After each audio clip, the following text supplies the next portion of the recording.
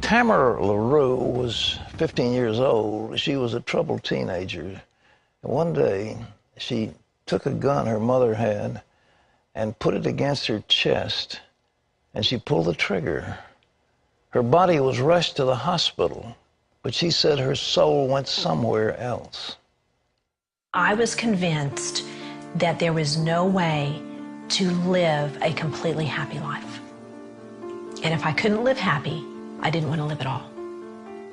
It began with a divorce, a broken home. And I believe that through that, my mentality began to form and began to develop a sense of rejection because I didn't understand. I was a small child and didn't understand adult things. And so I felt the breakup was all about me. That sense of rejection just really grew.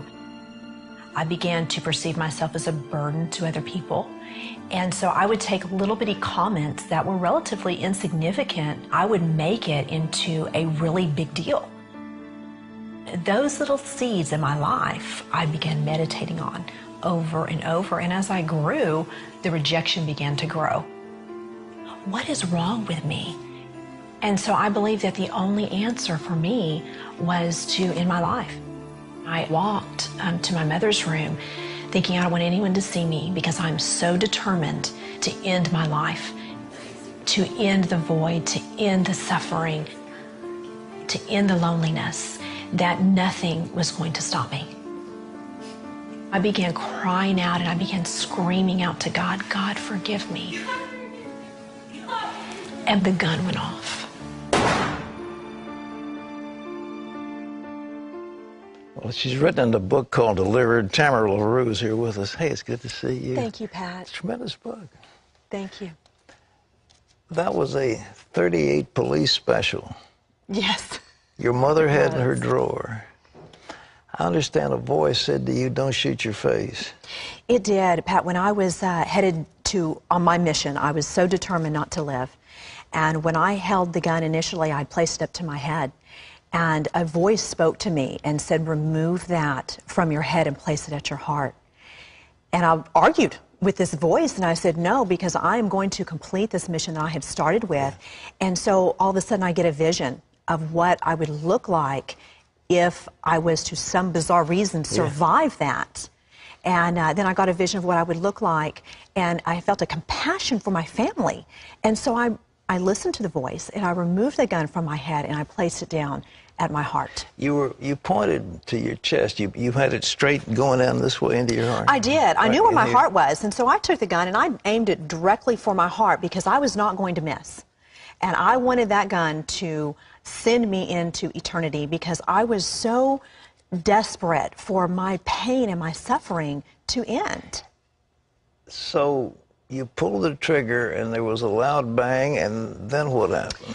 Pat, when I pulled that trigger, I knew my body was dying. I felt the blood rushing through my lungs. Death gripped my body. I became blind. I became deaf. And as my soul left my body, I began traveling faster than the speed of light. And I began falling and falling and falling. And all of a sudden, this explosion happened on the inside of me. It was as if there was like a sulfuric type acid burn that consumed me in every way. It was so hideous and terrifying. There are no words to describe the level of pain and the type of burn that I was experiencing. What was it? It was hell, Pat. It was what the Bible describes as hell. It was the fire of hell. And when I looked around, not only was I in a place of death, but I now had become death. I was no longer in a place where there was peace. I was in a place of total torment. Were you terrified? I had become fear. Oh, you become fear. I had become a being of fear. You know, the Bible describes that death is the absence of God. Yeah, yeah. And so in the absence of God, in the absence of anything good, your soul actually transforms into a being of fear, which is the opposite of love.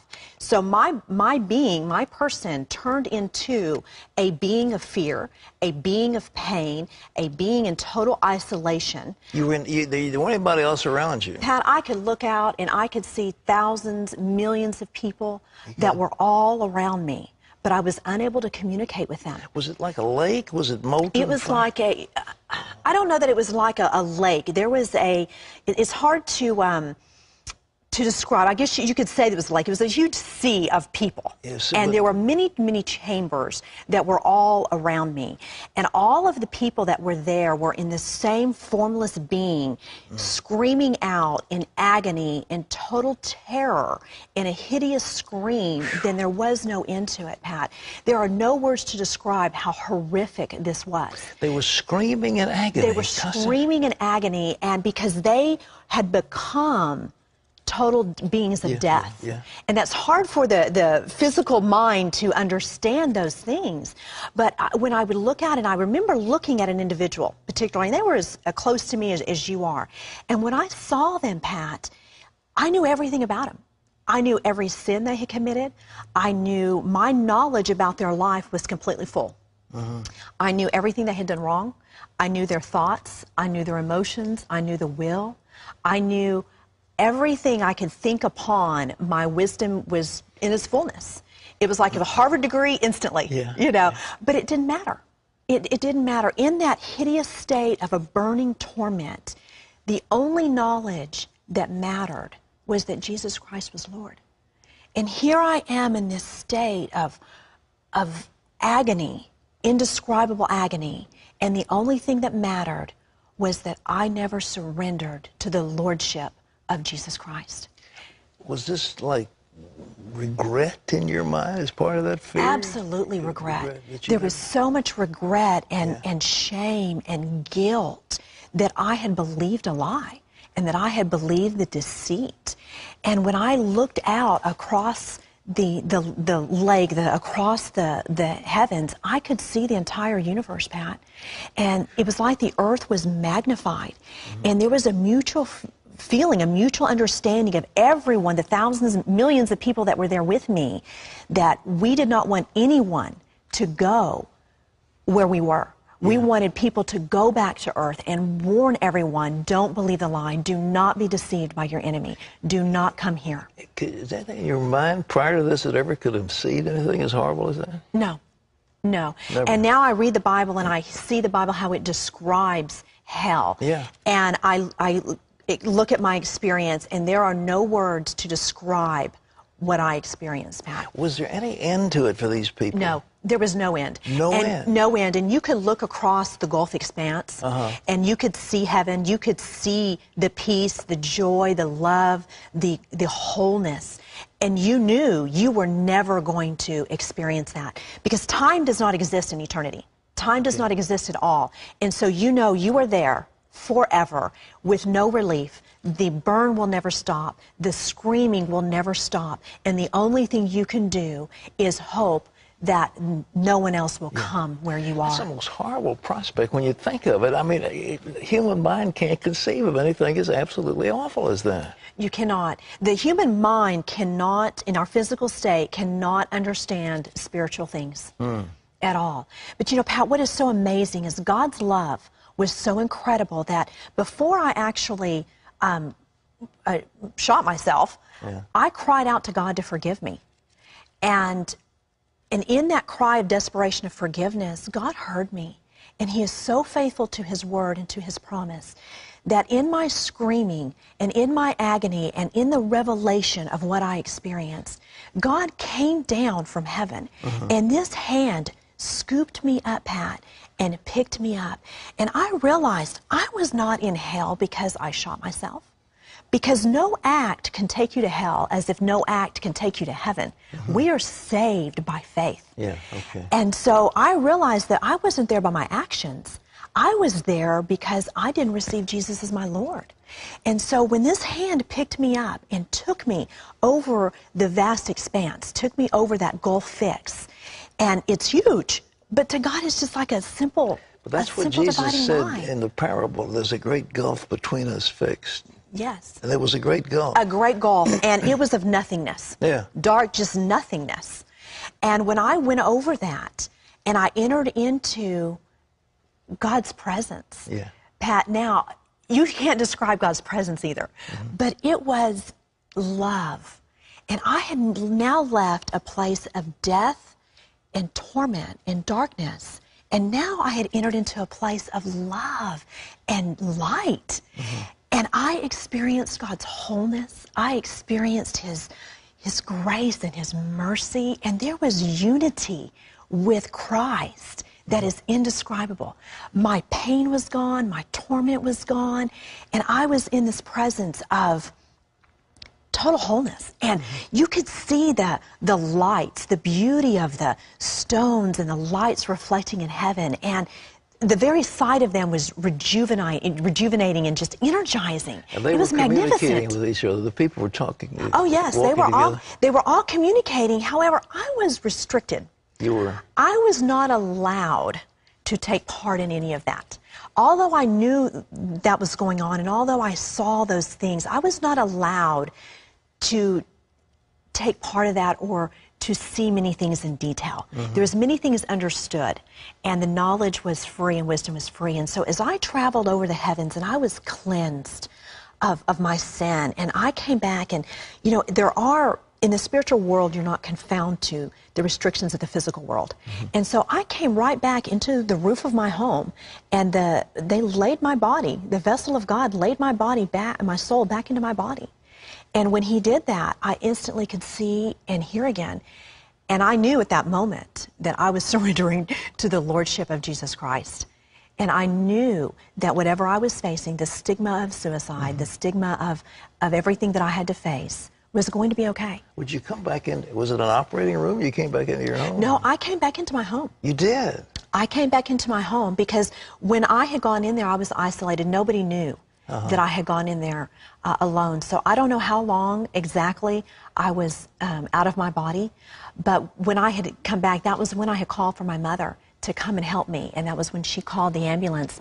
But when the ambulance got there, they even asked my mom, "Are you going to even bother to take her to the emergency room?" Because I was gray. I had the pallor of death on me, and they thought that I was fading into death, but what they didn't realize is I had already been dead and had just come back. And so within a matter of a few hours, Pat, I had gone from, "Are you going to bother to take her to the hospital?" They did their work on me in the emergency room. Then they took me into ICU, and by the time they got me to ICU, they're like, "There's nothing wrong with her." And they put me into a regular room. My recovery was just miraculous. Well, did you hit the heart? I mean, did your bullet hit the heart? I missed my heart by less than 1/4 of an inch. And I understand with a .38 caliber gun that should have just shattered my heart completely. Well, according to your book, the attendants, and when you were lying there, they weren't too complimentary. They were complimentary. They're a little suggestive. It was quite humiliating. Here I was going through a situation that is humiliating in itself. You know, being in a state of emotional just despair. And then I had gone in there, and the emergency crew were just, you know, making sexual innuendos and just, you know, having fun. And to them, it was just work. You know, they were just working. Did they know you were alive and hearing all this? Oh, I was very coherent. I mean, they were looking at me for a response. Yeah. And my response was just, you know, I kind of smiled like, "I can't believe you're saying this." You know, but that was part of, God used that, Pat. He works all things for our good. Sure. And He used that to show me, "Tamara, you have got to not be afraid of people. There is only one fear you should have, and that is a reverent fear for me." And you were 15 years old. I was 15 years old. What's happened since? You know, it's amazing. You know, you hear testimonies of how God just completely delivers you emotionally. That didn't happen with me, Pat. Although when I came back, God healed me of hopelessness. But He did not deliver me emotionally instantaneously. And I began my journey. And on this journey, it has been a wonderful journey. God has begun to teach me how to take the promises of His Word and apply them to my mind and apply them to my emotions. So God has, through a process, completely delivered me and made me whole, where I am no longer emotionally distressed or depressed or sad or lonely or rejected.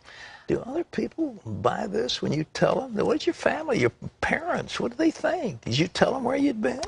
You know, initially I did not tell them, Pat, because it scared me. Yeah. And I know that the stigma when people commit suicide, it's, you know, you're wanting attention and we're going to, okay, you know, and I didn't want people to think that I wanted attention. I wanted people to know what I had to say was the truth, because I was so afraid of what people thought about me.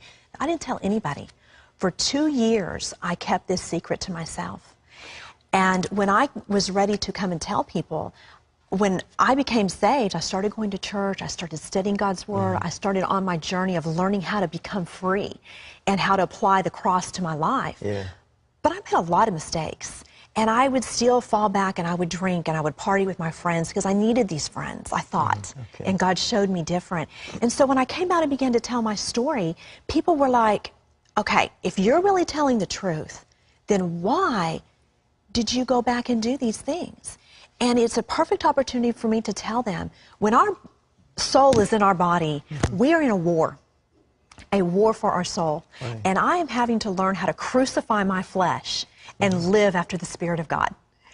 And I have gone on that journey. And so now, Pat, people, when I share my testimony, we see people saved and delivered and restored and made whole. And that same love that God has given me, I'm seeing Him manifest in the lives of others. And it's just amazing. Tamara, this book is tremendous. Ladies and gentlemen, it's called Delivered. Tamara LaRue, what a story.